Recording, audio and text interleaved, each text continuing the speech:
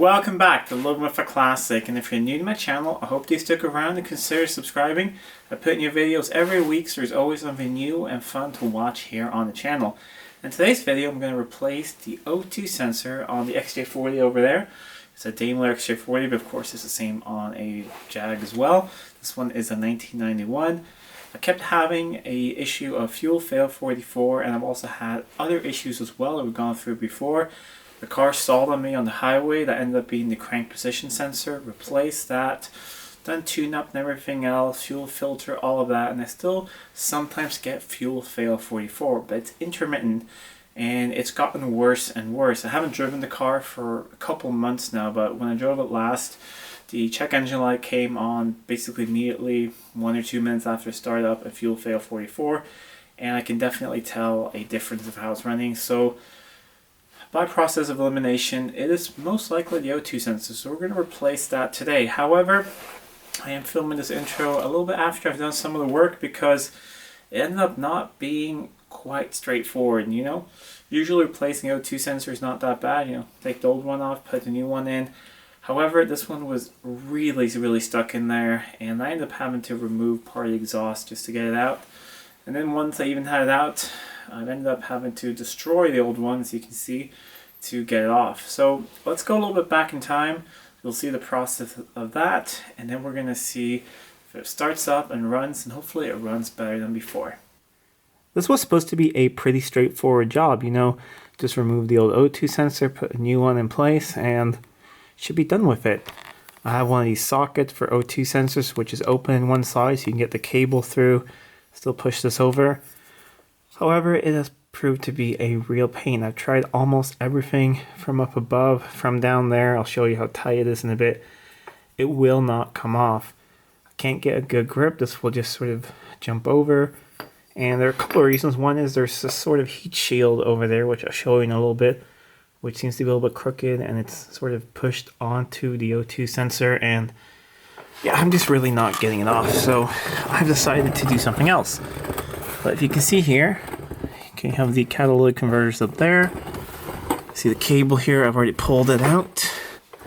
See, it's the original, if you can see, it says Jaguar. So it's the original system, and well, up there is the O2 sensor. So even with like 4 extensions from up above going down there, I can't really get it to work because I can't get it to go on there perfectly square due to, I think, this is some sort of outer cover on the exhaust, and it seems to be a little bit crooked on one side, and it's not really working. So I had a quick look on just how to remove it, and it all doesn't look that bad. So this doesn't look that rusty at all.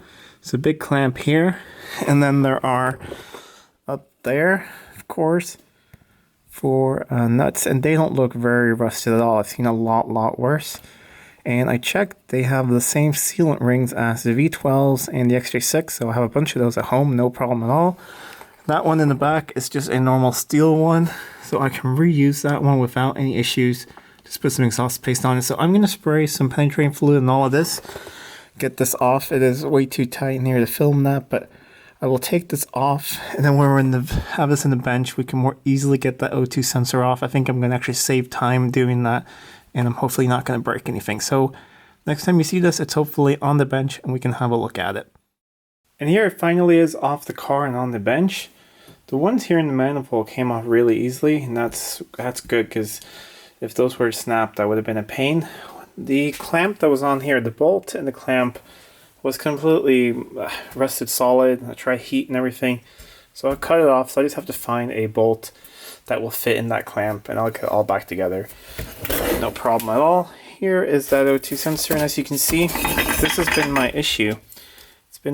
This is so close to here, so the heat shield, or the extra shielding around here, is basically pushing against that O2 sensor, and it's making it impossible for me to turn it. So no wonder I couldn't get it off, and there was no way I can get anything in there to pry it off. And I think I know why this might be, because I can see that all of this has been off before, and I'll show you why. We'll go under the car and I'll show you a telltale sign that I can know that this has been off before. Back under the car, and there's that clamp, so I just need to find a bolt that fits through that hole. Shouldn't be a problem at all.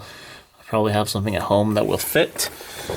But if you have a look up here, you can see at the back manifold right up there, you see a weld. Well, that's not supposed to be there, but these manifolds on the XJ40 and on the X300, so basically this engine, the AJ6 and the AJ16, they have a tendency to get cracks in their exhaust manifold for some reason. I don't really know why, but it's a very common issue. And that one has been welded. So all of this has been off, and it looks like it's a very, very long time ago it's happened. The weld is very old. And I mean, everything was pretty much evenly covered in rust, so it's been a really long time. But it's not leaking at the moment. The car has no exhaust leaks, perfectly quiet, so the weld is holding. But I think I will keep my eye open for some good used exhaust manifolds just to have on hand in case that weld failed. But that's interesting. That's probably why a lot of this came off pretty easily. Okay, lighting's a little bit difficult right here, but I hope you guys can see. So there you can definitely see that the heat shield or whatever this is on the outside of the manifold is, or the downpipe here with the catalytic converters, is definitely touching on here, and that's why I definitely could not get a good grip on it. So I'm just going to grab a rubber mallet, see if I can twist this over just a little bit, and I can get a better grip on that, and hopefully be able to get that off a little bit later. So give this a couple of whacks.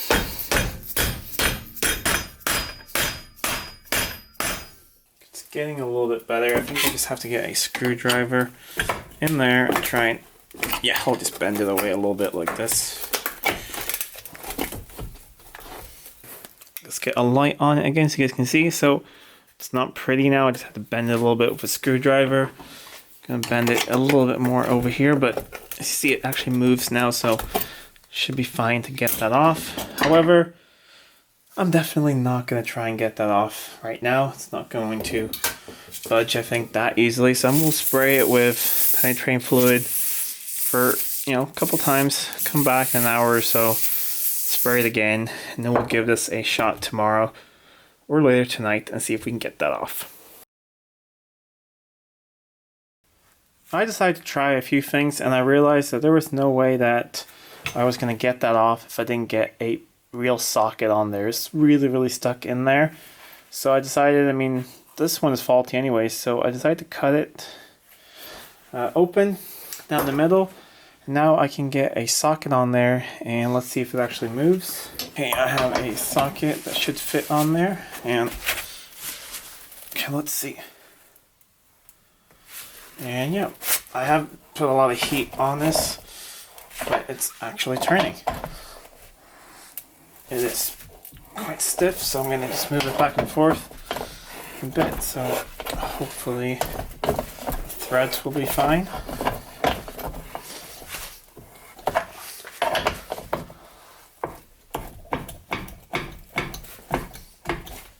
And I can see that it's turning on both the outside and the inside, so I'm going to spray it a little bit more.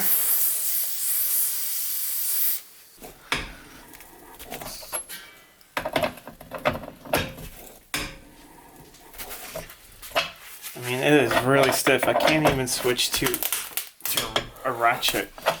It's really stuck in there. I'm just going the other way a little bit to try and save the threads, hopefully.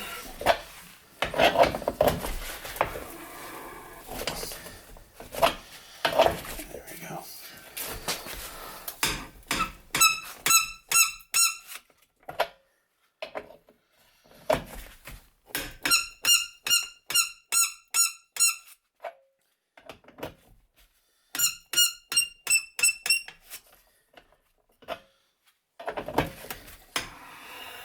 I think it's coming out.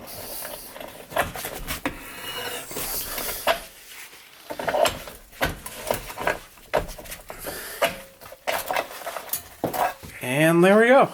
And the threads actually look good. They don't seem to be damaged at all. And still smoking hot, this thing, but that came out good as well. Doesn't look damaged or anything. It's just been in there since 1991. Perfect.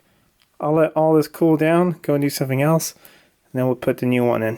Before I fit the new O2 sensor, I want to remove these old sealant rings here. I've started to remove this one here, and I figured, I might as well film this as well in case someone's never removed these. This is what the new ones look like. So it's just two pieces of some type of soft steel. I believe it's not aluminum. I believe it's some type of soft steel. And then there's, it's not asbestos, but it's something, like asbestos, sort of in the middle sealant. So it goes on here, and then it gets, compressed between here and up an exhaust manifold, and that creates a gas tight seal. However, since they do get compressed on there and they've been on there a long time, they do tend to stick. And I found that really the only way to get them off is to sort of break them a little bit on one side with a screwdriver to sort of break them open. Then you can get a screwdriver underneath here and sort of try and take them off. It's always easier to get them off as one piece. If you're unlucky and they split down the middle here and get the top half off, it's usually a pain to get the bottom half off then. So I'm gonna see. This might not be the easiest thing to show on camera, but I'm just gonna try and work the screwdriver around the edge here, see if I can get this one off. I've already started it a little bit.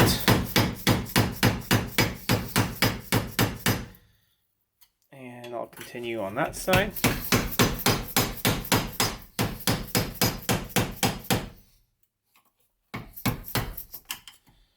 Make sure you run the screwdriver, next to it so you don't try not to damage the downpipe so much.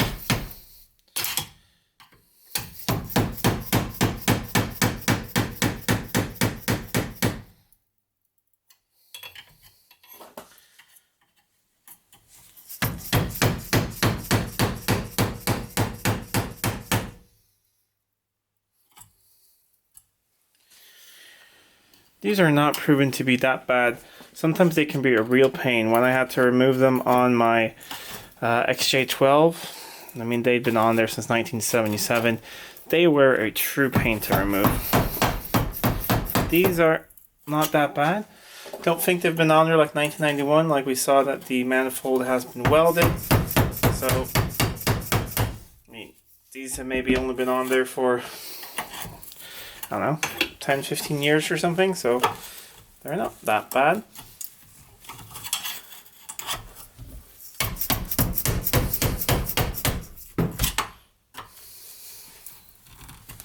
Okay.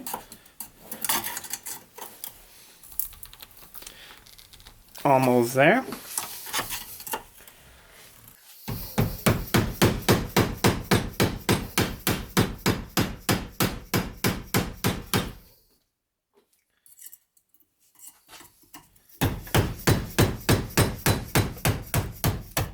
And there we go. Okay, we're getting the top half off first, but it's not going to be a problem because the bottom half is so far up already. So I'll take this opportunity to actually split it in half, just so I can kind of show you guys what they look like on the inside. If I had a spare new one, I'd split it because, they don't cost very much, but I only have two new ones. So you see there's some type of sealant material in here. So the first time you put this together, just all compress this together. This becomes, metal against metal and seals. And this stuff compresses here and then just, I think it expands a little bit with the heat as well. And just seals everything up. So that's really what it looks like. And they're the same on all XK engines, all of the V12s, all of the XJ40 engines, so the AJ6. I believe they are the same as well on the X300 engines as well. So it's a part that's been used on Jags for a very, very long time. So if you do own any type of older Jag, use some exhaust work, you will definitely see these ones. Now, don't be tricked into just putting a new one on right away. You see, it doesn't really slide on there well, and these need to just slide on, because if you try to hit them on with a hammer, like I can hammer into place, you will already start to compress it a little bit, and it's not going to seal very well. So I need to go around here, clean up this area, also make sure it can go down all the way, because if it doesn't bottom out in there, when you're under the car, you got all this in place, and you got the manifold studs through here, you won't have enough thread to get the nuts on to start this off, because like I said, these do compress quite a bit. So spend some time cleaning all of this up. I'm going to get this other one off here. I'll clean this area up, and when you come back, you'll see that these will slide on nicely. The funny thing is that this one just came off a lot easier. Just one whack with a screwdriver and I could bend it off. So that can happen. Sometimes they come off really easily, and sometimes they're a little bit of a pain like that one. So I've cleaned up both those areas just with a little bit of sandpaper, and I just made sure that the edges all go in so that these will slide on easily. So they need to go on that easily all the way down. You know, push them on with your fingers. There you go. Now they're all the way down. Some people like to use exhaust paste, some don't. I use a tiny smear of exhaust paste right just in there and sort of push that there, and a tiny smear right there. It might not be necessary, but it is a pain to have to take all this apart again. So, you know, I don't plan on taking this apart for really, probably, hopefully never, because the rest of the exhaust system is really good, and as long as that crack doesn't get worse in the exhaust manifold or the weld holds, I don't want to take this apart again. So I'm going to use a tiny smear of exhaust mounting paste, not the thick stuff for fixing holes, just exhaust mounting paste. I always like to use a little bit of that. So now we'll flip this thing around, and then we'll try and get the new O2 sensor in place. Ideally, you'd want to chase the threads. Unfortunately, I don't have a tap that's correct threads. That's something I do want to pick up. It's not that often that I replace O2 sensors, but I'm going to pick one up just so I have one. But what I have done is I've used the new one very carefully, just run it back and forth a few times, and the threads do seem to be fine. And just like on a spark plug, you have a compression ring right here, so that is what seals it. And they're pretty much, you know, one-time use. So when you put it on there, you want to make sure that, you know, it's going to be on there. Otherwise, it's just, you know, tightening it down, and I'm being a little bit careful just because I'll need to move the camera a little bit. There we go. Now I have some space. I'm just being careful, making sure it's going in straight, not getting cross-threaded or anything, because I believe this whole manifold or downpipe is pretty expensive, because it does have the catalytic converters in it, so that would make it pretty pricey. So it actually is already starting to compress. It doesn't have a lot of threads on it, it's just not that many turns. The reason I have to hold it out a bit is because otherwise I touch that stupid heat shield. So yeah, I think it's all the way in place now. That's all in place, and I can see that the compression ring there has compressed, so that should be all sealed, and we can see the sensor part in there looking nice and clean. I've also just cleaned up the surface a little bit here. I haven't done much. It's very nice and smooth, not rusty at all, so that's going to seal no problem at all. I used some exhaust paste on there as well. And yeah, you've already seen these. They're all in place. So now I'm just going to go looking through my parts, see if I can find a bolt for the one that I had to cut. Then all of this can go back on the car. I just snaked the cable up through here, and then I snapped it into place here and here in the clips, and also make sure that it's not touching the exhaust anywhere. It does have some heat protection on it, but definitely should not be touching the exhaust. And then let's see, that's just a piece of rubber band that was around it. There are two connections, one of these standards for the Bosch connection, which is the signal to it, and check that is nice and clean. It's not going to be a problem. Was that the right way around? No, there we go. That just clicks into place, and then this is the heater that powers it, which is most likely what failed before, that didn't heat up.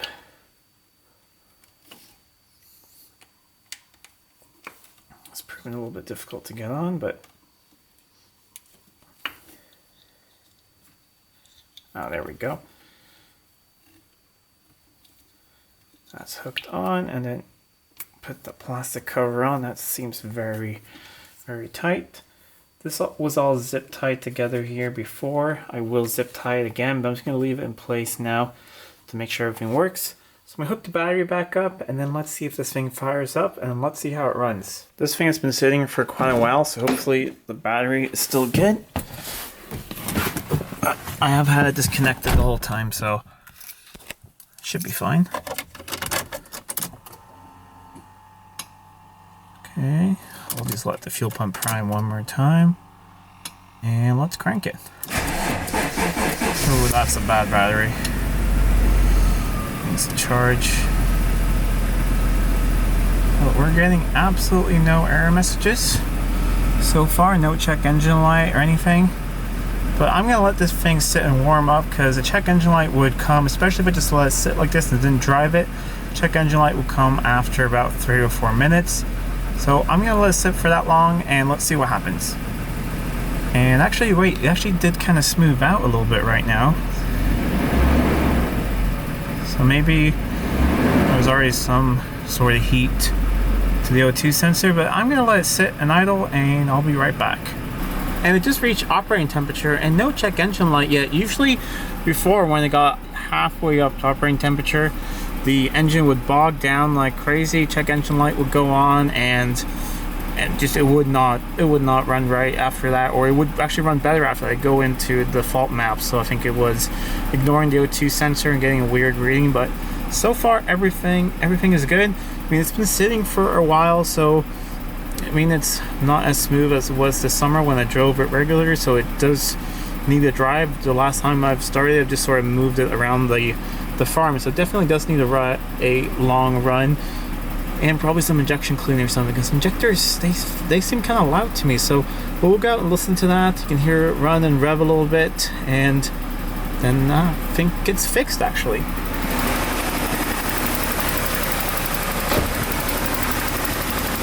So I don't know, I can't really feel that one injector is pulsing more, but you can feel the pulses here, and it's just, I don't know, it just sounds a little bit louder than I remember it, but maybe they just need a good run and some injector cleaner. But it is very, very responsive. A little bit of smoke coming out right there is from the exhaust sealing. I don't hear any exhaust leaks. I felt all the way around on the other side. I can show you guys. All the way down here. Not feeling anything. Crawling underneath as well. Check the back one still. Everything seems nice and tight. No exhaust leaks. And I think the O2 sensor is doing its job. It's running nicely. But of course I won't really be able to tell until I go for a longer drive, because what would really trigger it before was, especially if I drove somewhere, the car was up to operating temperature, I let it sit, I went to a shop, and then if I was in like a center of a city and I was stuck at a traffic light pretty much right after starting it up, the check engine light would go on. Or if I did what I did right now, just let it idle from cold, it would come on again. So there will be some future updates, but hopefully we have the fuel fail 44 finally fixed on this thing. And now there's one thing fixed on the XJ40. There's still a few more things they need to do to get this thing back out on the road again. It's not inspected at the moment. There's one more thing I really want to do before inspection, and then there's a few smaller things. One thing I want to do is fix the big leak up front from the pump, which is for a self-leveling rear suspension, which has been removed. So the pump is not necessary. So I'm going to remove the pump. I have a blanking plate. That's the next thing, because there's always a green puddle underneath it, and I don't like it, and it goes on the drive belts as well, so sometimes if you start it up they can squeal a bit. So I'm going to remove all of that, take care of that. Then I just need to check some of the lights. I think I have 1 or 2 bulbs that are out in the front for the parking lights. Check that, and it should be done, ready to get inspected. And then I just need to have a little bit of a look at why I can't get the heater fans to work the way I want to, because I need to have this as a backup. I feel I daily drive the XJ6 and it's been running really, really well. It's been going great. However, I need this as a backup in case something happens. Also, the Range Rover is not on the road at the moment. I am waiting on some parts for it. I am working on it. You will get a video on it really soon with the back brakes. Also, there's some new wheels and tires for it. You're going to see very soon as well. However, I'm having some issues with certain parts, especially with the belts and pulleys, that they're really only in stock in the UK, and Sweden has closed down its borders from the UK, not only with people, but also with any parcels. So that's being a little bit tricky, and I've been able to source some of the parts from Germany and elsewhere, but still waiting on the main big tensioner for the supercharger belt, which is proving to be a little bit difficult to find, but I got everything else on the way, so hopefully we can get that thing back on the road very soon as well. But that's been a little bit of an issue as well, so that's why at the moment we're fine with just one car in the family. There's some vacation and I'm working from home, so that's not a problem, but it's good that we have two cars on the road, and this car has winter tires as well, so that's a good thing. So this will be the last video on the channel for this year, for 2020, so I'd like to thank everyone who's watched this year, everyone who's subscribed and liked and commented and everything. It's been a great year for the channel. It's been a very weird year for everything around, but at least for me it's been a point of sanity, something that I do regularly all the time, and I have some interaction with you guys in the comments, and it's felt really, really good because I've worked from home pretty much all this year and I felt very isolated, but this has been a thing that's made me feel not as isolated. So thank you so much for watching and commenting and all of that. It really, really does mean a lot. And yeah, you can see it's pretty cold in here. I had the door open when we ran the car, so now it's gonna get the heat up here again. So I hope you guys will continue watching in 2021, and please let me know in the comments down below which car you're looking forward to seeing most on the channel in 2021. We have some videos planned now in the beginning of January. I know there will be some on the Range Rover, getting that thing on the road. There will be some on this, but then just let me know what you really want to see on the channel most down in the comments down below. Anyways, have a very happy new year and a happy 2021, and I will see you guys in 2021. Let's hope it is a calmer and nicer year and a healthier year for a lot of people than 2020. Anyways, until next time, I'm Adam, and this was Living with a Classic. I'll see you soon.